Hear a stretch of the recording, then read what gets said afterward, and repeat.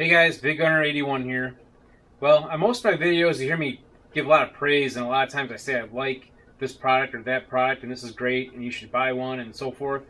Well, today I want to tell you something not to buy. Thermold magazines. I bought them because of two reasons. One, at the time I was buying magazines was at the height of the potential magazine ban and so forth, so there weren't a lot of options available in stock at places because most online retailers and many local retailers were sold out on magazines. You know, it was a long waiting time for getting even like a Magpul PMag or something, and you're also paying a lot more for it too because the demand was so high. So I had found these Thermold magazines through Sportsman's Guide at the time, and Sportsman's Guide, you know, you may want to check them out. Some people like doing the Sportsman's Guide, some people don't. I didn't have really much of a bad experience with them, so they're not an issue to me. But these Thermold magazines, why I don't like them? Well, they're made of like cheaper material to begin with than like say the PMags. They're just not built very well. They're a cheap magazine. You know, you'll see some of the casting, like the leftover excess, you know, casting and stuff when they cast or molded the plastic and so forth. These followers inside here are not anti-tilt followers. They do tilt, which, you know, the regular original issue, you know, USGI style magazines didn't have, you know, anti-tilt followers anyway. But this is an issue with this particular magazine. For example, if you're doing like a regular slow fire where you're just taking a shot every couple seconds, it may not act up. But if you're doing a rapid fire situation with this magazine, I've had it jam. What actually happens is this follower inside here gets, you know, halfway up, you know, from the bottom, and it tilts like this. And so all of a sudden now you have no spring tension against your rounds that are still in this magazine.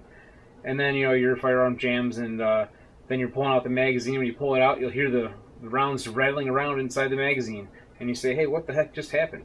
So you go and you can dump out the rounds and you look in there, and that follower is, you know, canted inside. It's stuck, and you just push on it, it pops back up.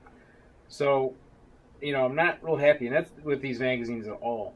I didn't expect a lot out of them. I was just trying to get some magazines, so I had some at the time, like everybody else was.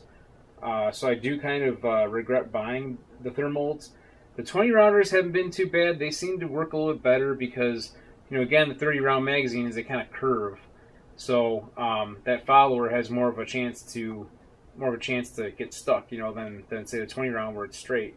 I did have problems with the 20-round magazines in my AR pistol, where I had a couple rounds get kind of caught on the ledge inside there on the 20-round mags, and you know, didn't really work too well, caused, you know, malfunctions and so forth. But that may have been my AR pistol. I'm not real sure on that because I just recently built that pistol, and I hadn't had a chance to test it out with a PMag or a USGI style mag.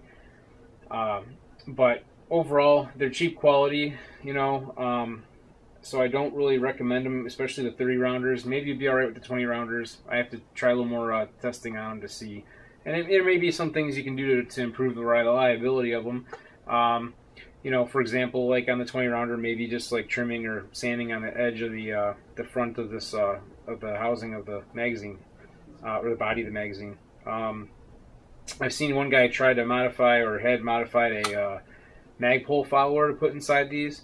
That may work for you, but really, if you're modifying a cheap magazine, you're wasting your money and your time doing it. So it's really not worth it.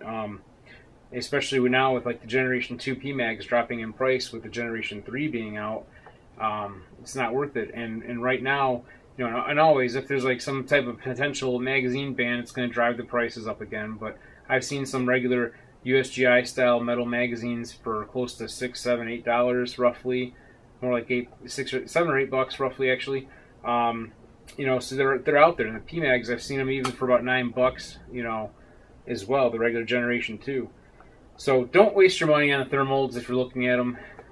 Just not worth it. I mean, if you have no other option on magazines and you have to get something, then I can see you buying the Thermold so you have some type of magazine, but you're going to have problems with it. You can't really, if you're in a defensive situation, it's worthless. And if you're in a match, same thing. I mean, if you get a jam during a match, it's kind of pointless. It kind of screws up your whole string that you're going through, and it'll mess up your time and all that. So pointless to buy them. Don't do it. So thanks for watching, guys. Till next time, have fun shooting.